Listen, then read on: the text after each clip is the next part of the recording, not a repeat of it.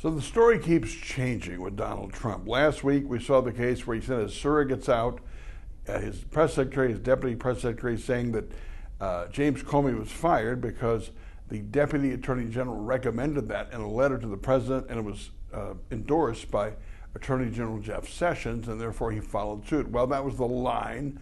Mike Pence went to the Capitol Hill, talked to his former colleagues about it, reinforced that narrative. And then Trump goes on NBC with Lester Holt and says, oh, no, it was my idea all the time. I was going to fire him no matter what.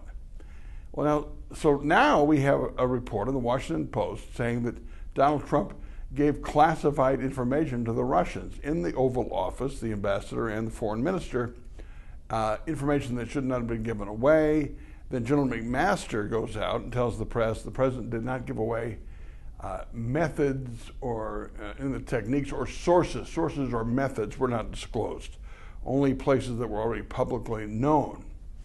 But the president is reportedly giving away classified information, so the results of those methods and sources, the outcome of what is gathered by those methods and sources, the president was giving to the Russians in his way of teaming up against ISIS in Syria. Currently, the dynamic is not what the president wants. He's trying to sway the Russians that direction. So this morning on a tweet, the president says, well, I have a right to do that, which he does. He can declassify any information he wants. But General McMaster looks like an idiot because it was a non-denial denial. He was talking about things the Washington Post did not bring up. So now we're going to have a case where his subordinates, the president, will not go out and say things because they're going to be made a fool a day or 2 days later. That's the dynamic we have. They've got to get some kind of discipline going, or the president will be increasingly more and more alone in the Oval Office, which brings up images of Nixon in the final days. Let's hope this trend reverses. My 2 minutes, my 2 cents, brought to you by Capital Consultants and Edge Construction.